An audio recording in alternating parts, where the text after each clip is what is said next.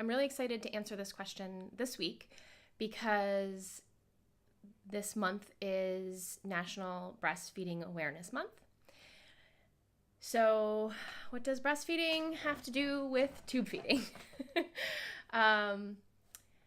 Esmé's tube feeding story starts with breastfeeding.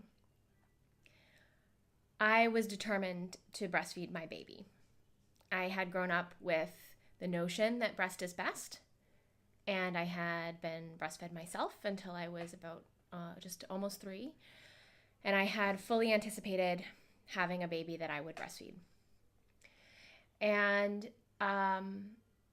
my desire to do so and my stubbornness about it resulted in my daughter almost dying.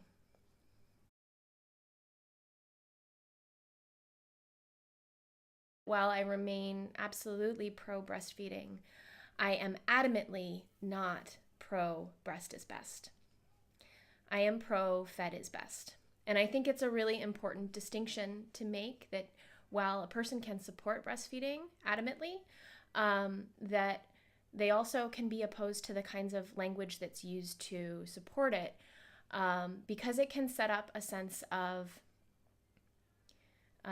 everyone else just being sort of first loser, right? So breast is best and everything else is second. And that's not true. And that kind of logic is dangerous in general and hurtful in general. And in particular, in a case like mine, my focus on feeding my daughter the way that I thought I should,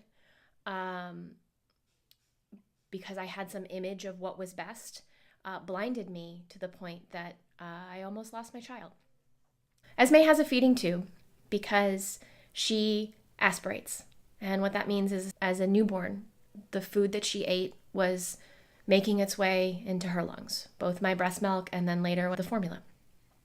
And her lungs filled up and with food, and eventually her lungs and heart stopped doing their job because of it.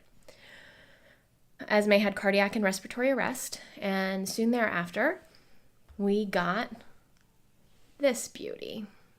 I don't know. Oh, here, that's better. This is Esmé's feeding tube. Obviously not the one that's in her at the moment, but this is her feeding tube. This is what you see up front. And this is the portion that passes through the hole in her abdominal wall, like that. And so that's what you see when you look at her stomach, is this.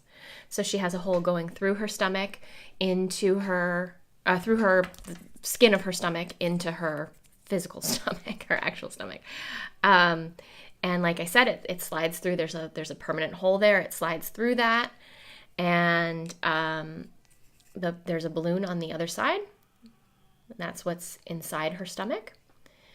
And that balloon can be inflated and held into place. And then she's fed through this port where we connect up an extension set to feed her. And then the food passes from here and then out here right into her stomach. So that's it. That's her feeding tube. There was a lot of fuss about this tube, this little bit of plastic.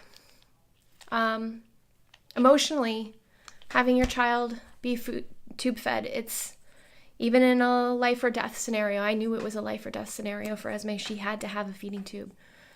And I still resisted it. I didn't want it. I felt like I had failed her. The truth is, I know now that I was doing the opposite of failing her. I was giving her a chance at life. Esmé's feeding tube has kept her alive. It's kept her safe and thriving through weeks like this last week that we had, where she's been sick, and I can keep her hydrated. I can feed her while she rests. I can give her medication without waking her. Her tube is life. It's life. And when we first got it, she was this tiny little nugget. She struggled so hard. And We were able to help her gain weight. It is, even with the tube, is still a struggle. She's been losing weight again lately, so we're working very hard on trying to keep her growing. She's a 7.5-year-old who weighs under 31 pounds at the moment. So, that's a struggle, and it's a struggle that I expect we will be battling her whole life with the help of that tube. But frankly, even if she was growing well, and even if she was eating by mouth, I would keep her tube for safety, for being able to hydrate her when she's sick, and so on. I'm really proud of Esmé's tube, and I am embarrassed of the fact that it took me so long to become proud of her tube.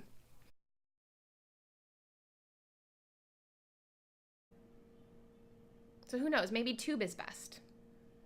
Maybe everybody should have a tube. Yeah, that's it. Tube is best.